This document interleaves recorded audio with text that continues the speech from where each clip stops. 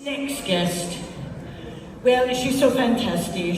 She's not having just one person introduce her. She had two. She always, it's in her contract. She always has two people introduce her because she's so lovely. And she is all over sci-fi. Our next guest, TVs, movies, so much more.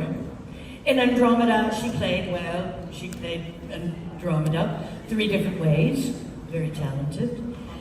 She's been in Tech War, Arrow, V. She scared us in Friday the 13th, Jason X.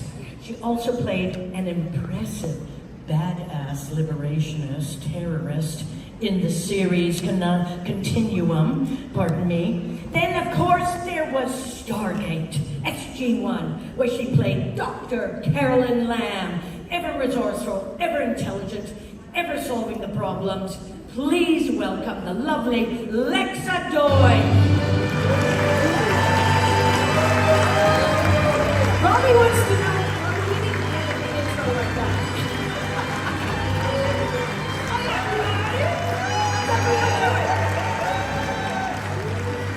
I just want to point out, Robbie is my favorite director, but just don't tell Jonathan Frakes that, because he also directed me on the arrangement.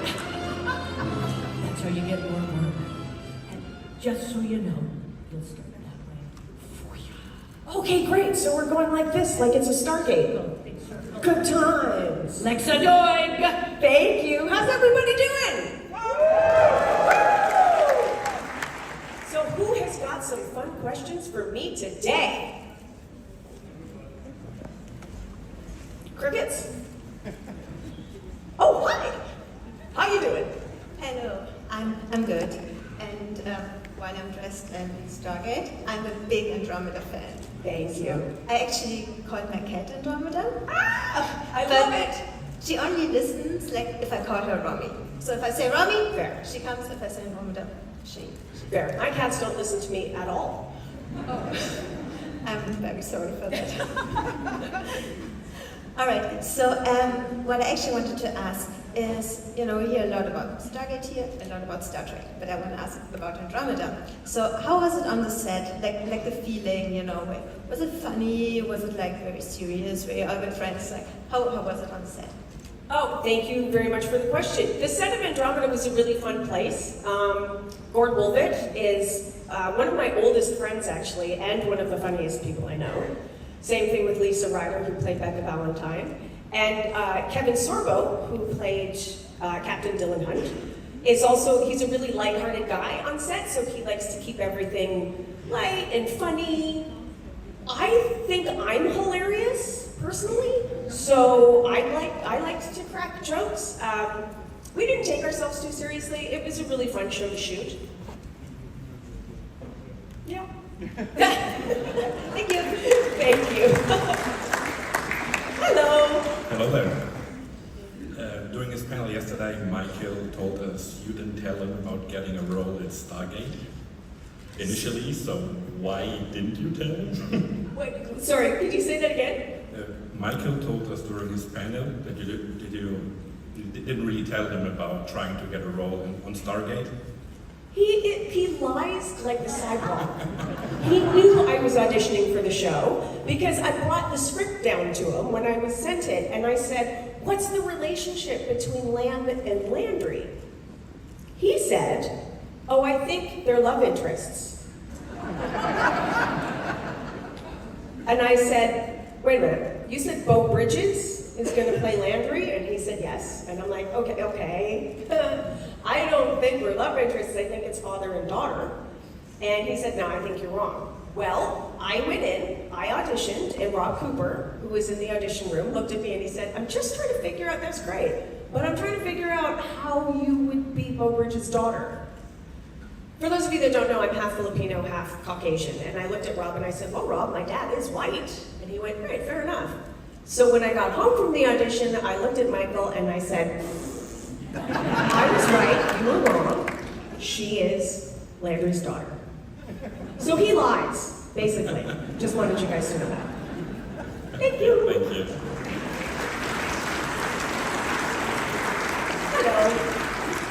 Hello. Hello. two short questions. Now you're under us, he's gone.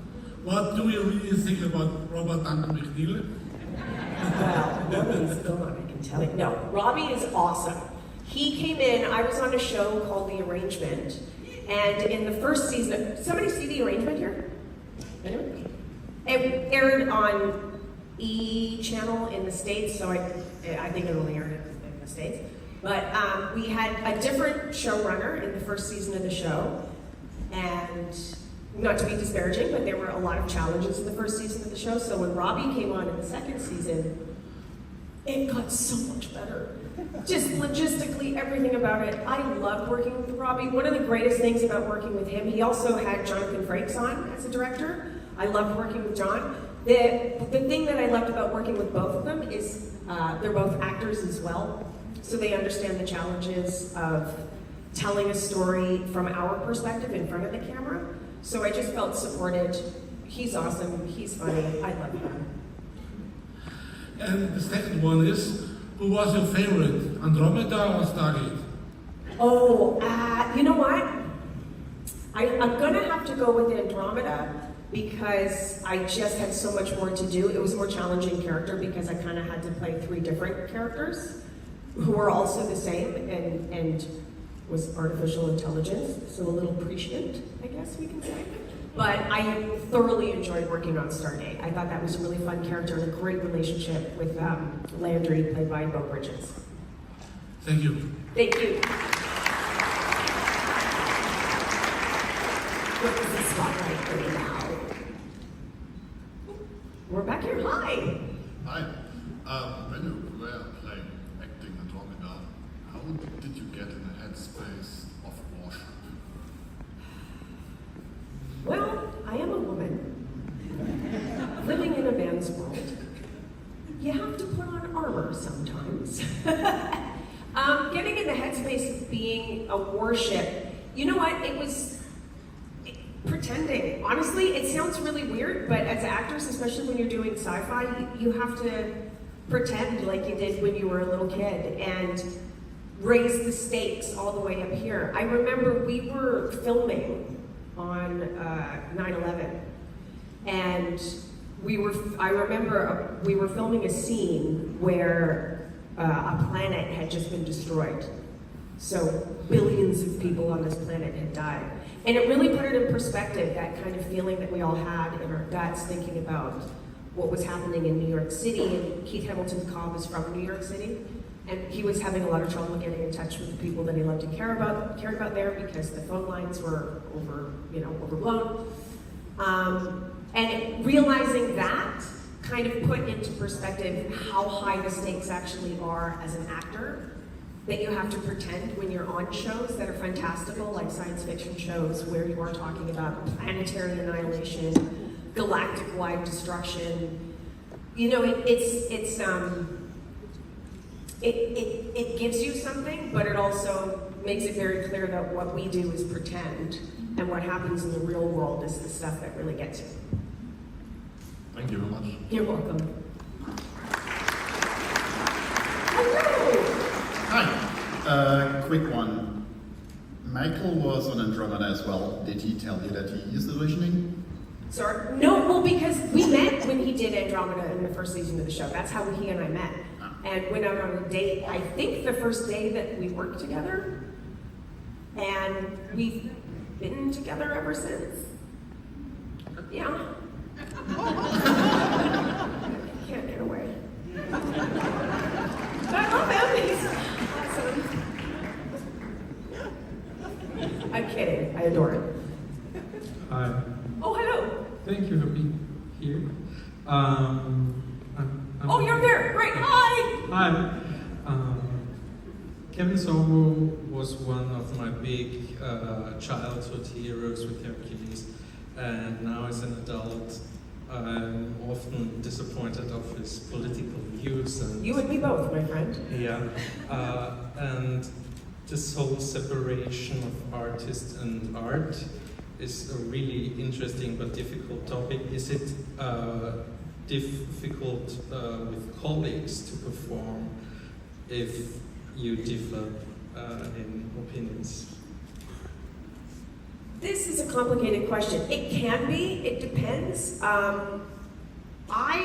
Between the words action and cut, all that matters to me is the relationships between the characters. Outside of the words action and cut, I don't actually have to interact with the other actors very much if I choose not to. We often do, just because we generally tend to like each other and want to chat and connect. So when it comes to working with actors who politically, morally, ethically, I disagree with, unless they've done something specifically harmful or illegal, I just avoid certain topics because I'm there to do a job and I will do the job. When it comes to appreciating artists and disagreeing with their choices, I think of somebody like Roman Polanski, for example, wonderful filmmaker, shit human being. That gets a little bit complicated for me in the sense of as long as they're not making any money from me, I can appreciate the art. The reality is, a lot of artists, not presently, but I think historically, there are a lot of artists that were terrible people.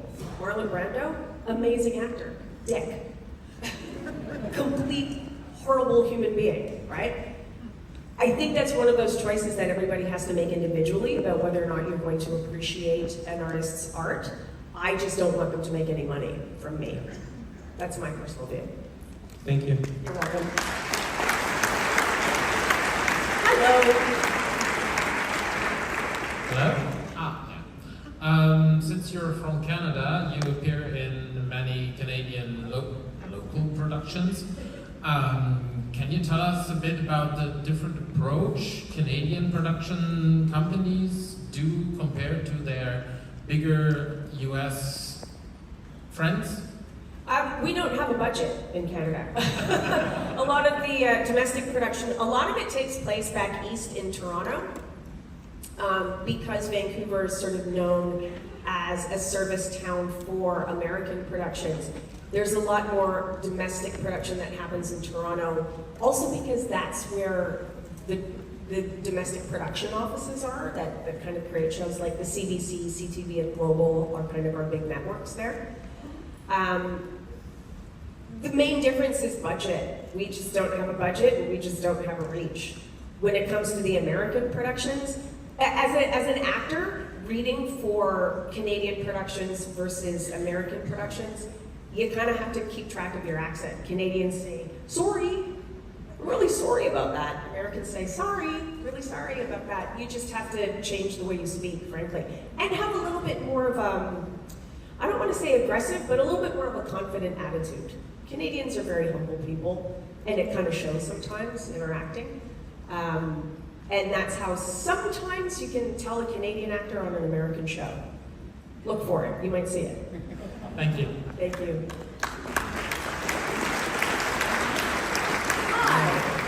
Hi, hello. Hello. I just heard Continuum.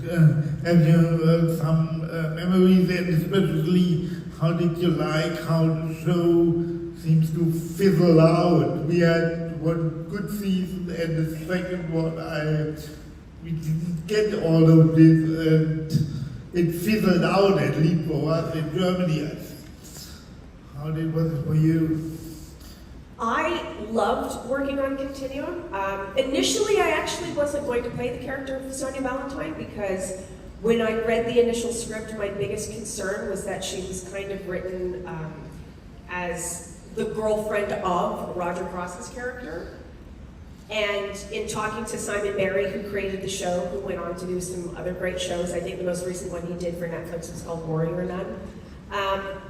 He sort of said, oh no, she's gonna go on and do far more interesting things. Then I found out Tony Amendola was gonna be working on it. For those of you that don't know, I'm sure you do anyway, but Tony Amendola played Braytak on Stargate. He's one of the best actors I've ever had the great fortune of working with, and one of the kindest, nicest people, so I was really looking forward to getting to work with Tony. Those are some of my favorite memories on set, was working with him, because he's awesome. I was a bit disappointed in how it turned out for my character, but at the same time, I thought that the premise of the show was really interesting. Kind of timely, considering the state of the world and oligarchy right now. I really enjoyed it. The cast got along great. Rachel Nichols, who was the lead on that, she's chef's kiss, amazing. She's a gloriously intelligent and wonderful, generous human being. So I really enjoyed my time on the show. Thank you very much. You're welcome. Hello. Hi Lexa, it's been a while since I seen you in person. We got in the early 20s.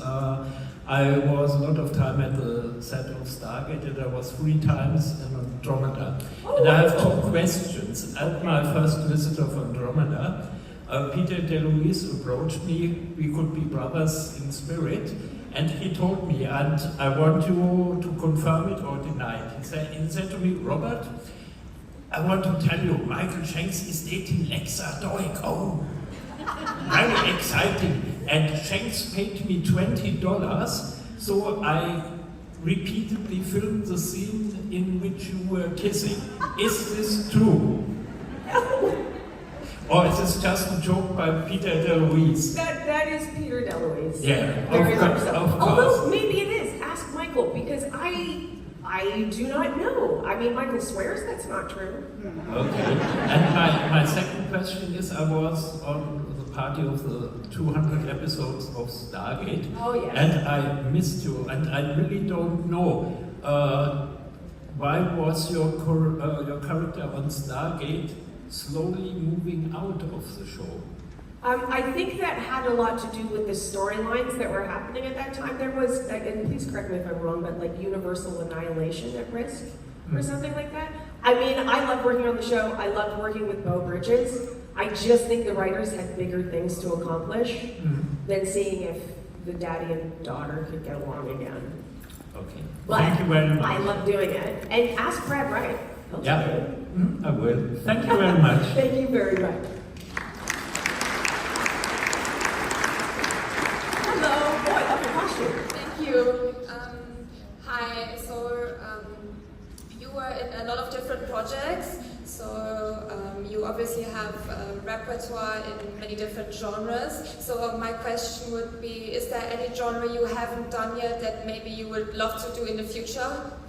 I kind of would love to do like a period piece, but then I think about wearing a corset. And then I think, no, I don't want to do a period piece. I just want to play interesting characters. But yeah, I kind of do. I don't know. I just feel like speaking with an English accent and sounding so proper would be really lovely.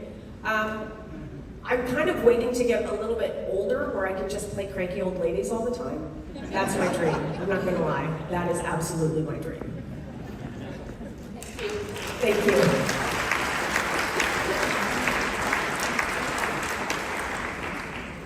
Anyone? Okay, so I'm just going to stand here awkwardly. It would really help me if you could throw eggs at me. That would be nice. So where did everyone come in from far today, or is everyone kind of local? England. Ah. Netherlands. I have an uncle from the Netherlands, my Uncle Chubba. Ah. Oh, I see somebody. Hi. Hey. I figured I'd take this moment to ask you a bit about Virgin River. Oh, lovely. So, I'm not really a Gate fan, but I am a Virgin River fan, and I wondered if you could talk a bit about your experiences working on it, and also how you felt about Michael getting a credit on it as well. Oh, that's a story. Okay, so I really enjoyed working on Virgin River for the most part. Everybody who worked on the show, the directors that I got to work with, the cast, they're all amazing and they're wonderful people. When I was working on the show, there was a producer who no longer works on the show, from what I understand, who asked me one day, how would I feel about Michael playing my abusive husband that I'm running away from? And I thought that was hilarious. And I said, I think you'd love it. So Michael got a call. This is my recollection of this. By the way, ask Michael. He has a different recollection of this. His is wrong. It's wrong. I just want you guys to know that. Anyway, and so they called his agent, His agent originally looked at the scripts that Michael was going to be in and said it's a bit of a small part. Somebody there told his agent, oh, in season 2 he's going to be the main bad guy. And so, on that knowledge and on that information, Michael signed on to do the show. So in between season 1 and season 2, I got a call from a producer who said, yay, we've been picked up for season 2. And I thought, hey, great. And this person said, we might not see Paige very much because there's other things. She's gonna go away a little bit, but she'll be coming back. And I'm like, okay, cool. So when I got the first 2 scripts for season 2, in the second script, Michael's character died. Which made me think, I don't think he's going to be the main bad guy this season. So when Michael read that, he was a little unimpressed because he felt he had been deceived. His agent was also unimpressed and felt like he had been deceived. And so they pulled him from the show. They said, no, he's leaving the show. I also felt that I had been deceived a little bit because that producer told Michael's agent, I talked to Lexa about it and she was okay. Which is not what happened. She never mentioned it. Anyway, or sorry, they never mentioned it. And so Michael left the show. I told the show, or my agent did, sorry, on my behalf. Lexa would like to leave. I had only signed on to do the first 2 episodes of season 2. I said I will happily fulfill my contract, but after that I will not be returning to the show. Because I don't want to work for people that screw over my husband. And they said, yes, please do your 2 episodes, we'll figure it out. So they recast Michael's character with an actor named Steve Basic, who is a good friend of mine, and a lovely human being. Not his fault at all, he's a wonderful actor. And then I left the show. Interestingly, Martin Wood, some of you may know, he was sort of a regular director in the Stargate franchise, was also a regular director on Virgin River, and may still be, saw Michael one day and said, why'd you leave, dude? Michael told him why, and he goes, but they didn't tell you that that character dies, but then his identical twin brother comes back looking for him. And Michael was like, no, nobody told me that. I probably wouldn't have left if they had just told me that. So that's what happened with Virgin River. I did end up going back eventually, just I think to kind of close off the character's storyline, and also because I adore Colin Lawrence, the actor who plays Preacher, is such a lovely human being. Him and his wife are just 2 beautiful, beautiful people, and I was very happy to come back and work with him. Thank you. You're welcome.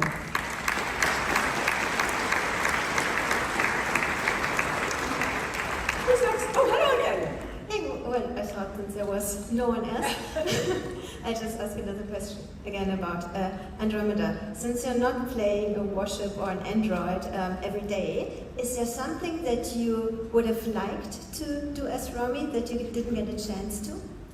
Kind of, yeah. I remember when just before we started shooting, I was talking to Robert Hewitt-Wolf, who was the creator of Andromeda, along with some ideas from Gene Roddenberry. And some of you might know that Robert Hewitt-Wolf worked on DS9, I think.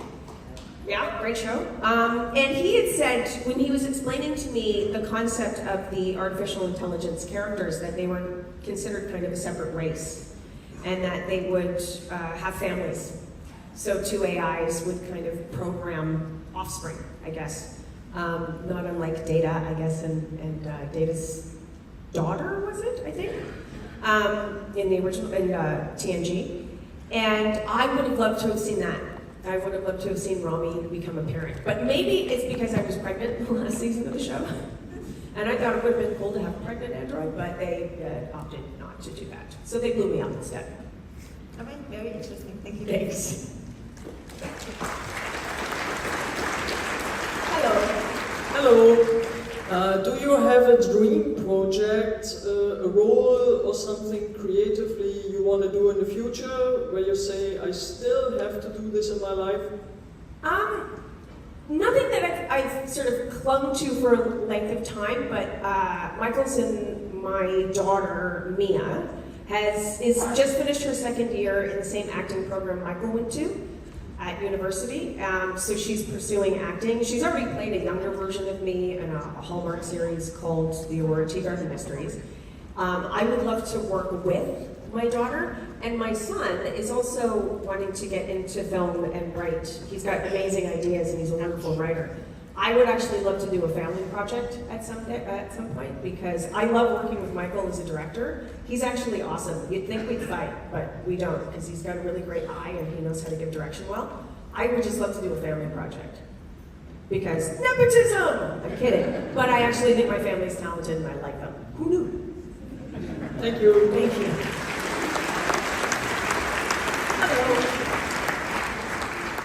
Hello. I wanted to ask you, are you good with horses? Or have you done anything professionally as an actress with horses or other animals? Have you any experiences or would you like to do it? I would love to.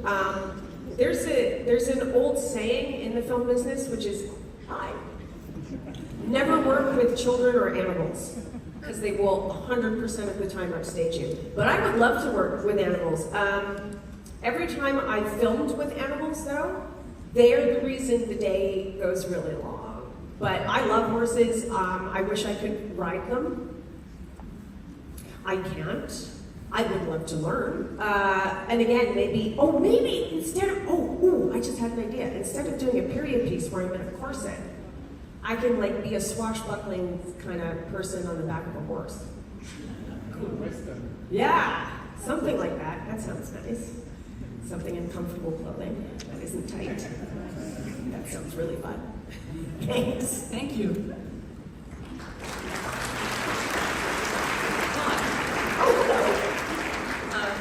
Two questions, if you don't mind. Absolutely not. Because you just very nicely name dropped the Tea Garden series. Yes. Because like it's online, it's framed as a series, but the episodes are more like movies. So yeah, I was wondering if you were willing to talk a bit about that because like it's based on a Absolutely. series and everything. So that would be the first question.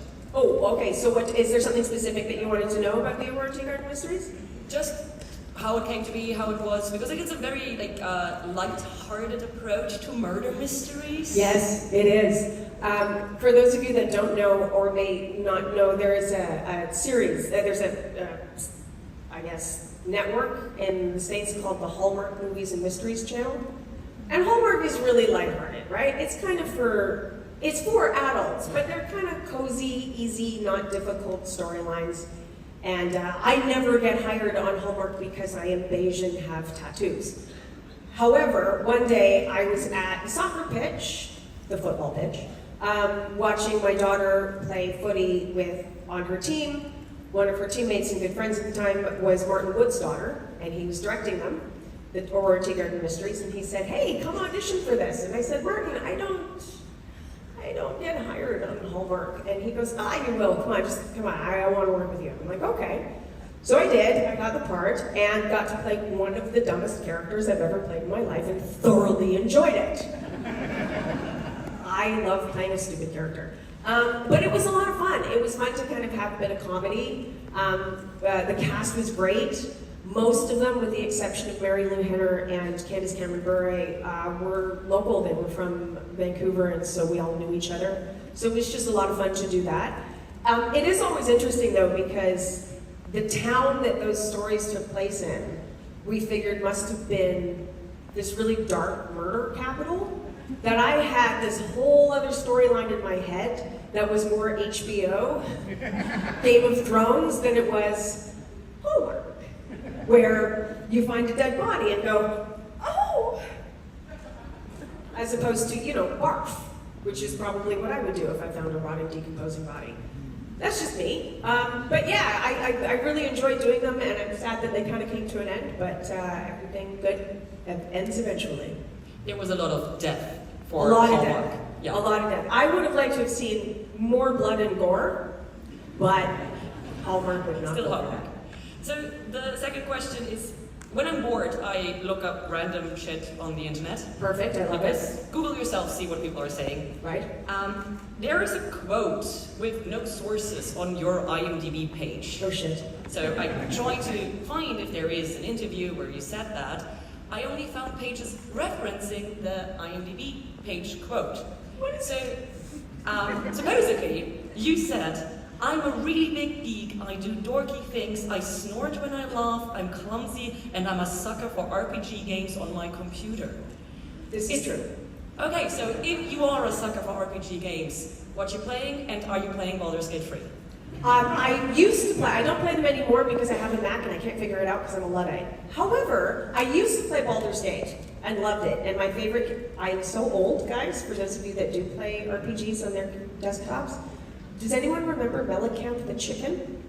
Okay, so Mellencamp the Chicken was my favorite character from Baldur's Gate. I just thought I'd mention that. But yeah, I'm a dork. I do snort when I laugh. I'm kind of clumsy. I also discovered I have ADHD recently, mostly because my kids did, so I got diagnosed with it as well. And I'm like, oh, well, that explains everything. And Michael, shut up! It's normal! That is right, yeah. But if you enjoyed the old Baldur's Gate, I would recommend get a proper computer and play Baldur's Gate 3. Okay, it is because amazing. Michael plays Skyrim on the Xbox. I can't figure out those controls. I am not nearly cool enough Get to a figure computer. that out. Okay. It's great. Sorry, I work in tech. No, I'm down. I'm just learning new things. It's really fun, and then it's a hyperfixation, and then I never do anything else. Yeah, Baldur's Gate 3, I played it for 2 months, and I don't sleep, so it's Okay, great. that will be me. Yes. All right, great. Perfect. I'm down. I'm in. Thank you.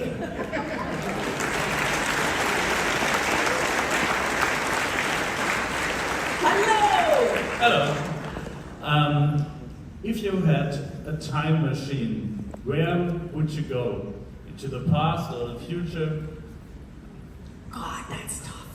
I don't know. I feel like the past, when you're a mixed race person, can be a really sketchy thing, especially when you're a woman. But the future, it depends on which direction our AI overlords take us. If they take us to a good place, I'd like to go there. I think it would be really neat. I think the 70s might be kind of cool. Technically, I was born in the 70s. I don't remember it. I was young. I just remember a lot of velour and uncomfortable clothing and some really wild collars. But maybe the 70s. I feel like that would be kind of cool. Or no, I was thinking about medieval times, but I think that's kind of stinky. I like personal hygiene and flushing toilets, I'm not gonna lie. Yeah, I don't know. There's something that would be kind of cool about that, but again, smelly people, I'm just not big on that. Maybe the future. I gave you no real actual answer, did I? I'm sorry. You said it to the 70s, so... Okay, all right, okay, we'll go with that. Yeah, let's go 70s. Okay, thank you. Thanks.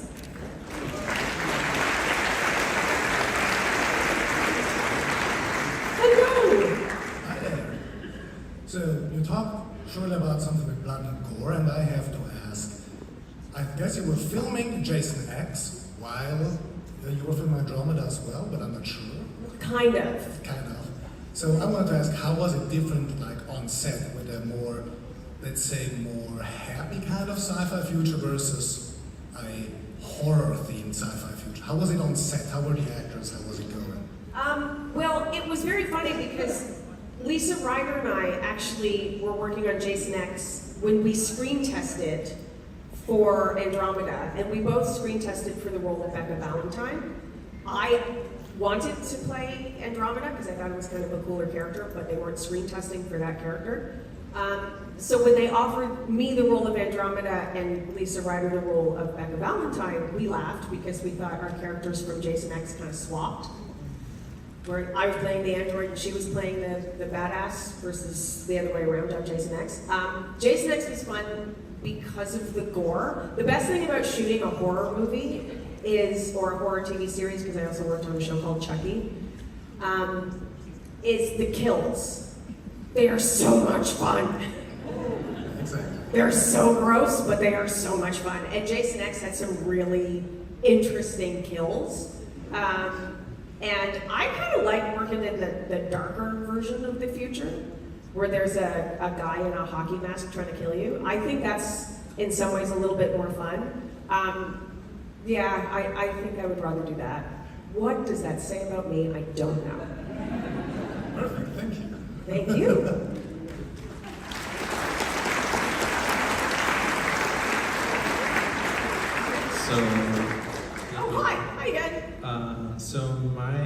ADHD diagnosis explains a lot about myself and how I function. And I'm a musician and I can remember all about music, but it seems nothing else. Is this the same for you with lines, or do you struggle with learning the lines? The lines are actually one of the easiest things for me to get, and it's probably for that reason, because I can memorize lines pretty quickly. As I get older, it's a little bit harder, but that was one thing that used to drive Michael nuts, was I could read a script 3 times and pretty much have my dialogue. Not just my dialogue, but everybody else's dialogue, because I kind of see words. Yeah. So when I hear them, I sort of visualize them. It's a strange, odd thing that I do, which I'm sure many people can relate to. But yeah, I can do that. And you're right about the music thing, because I can remember song lyrics. I can't remember what I had for breakfast, or my own children's names sometimes, but I can remember song lyrics from the 70s. It's great and useful. No, it's not. It's not. Thank you.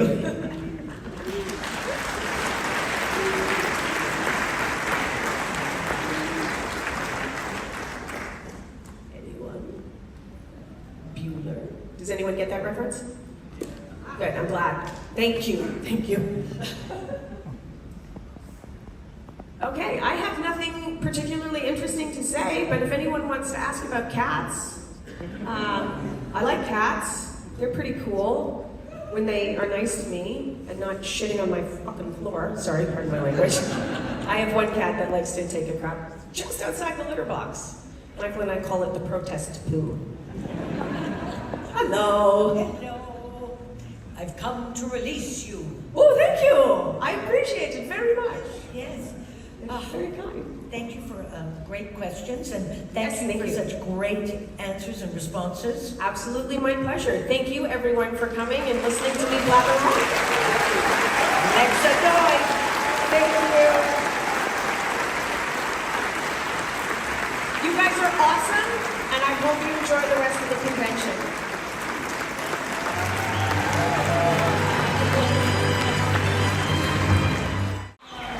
I gotta tell you something. I just realized when I walked off stage, I saw this amazing actress that I worked with who's about to come out here and talk to you guys, and I wanted to let you know, Lexa and I worked together on a TV series called The Arrangement. I don't know if you saw her work in The Arrangement, but she was brilliant. And Lexa's gonna come out here and talk to you about all kinds of things, Stargate, and I hope she talks about how great her producer-director was on The Arrangement. Not that I'm making, any pressure for her, but I loved working with Lexa, so she'll be out in 1 second. Don't go anywhere. Bye.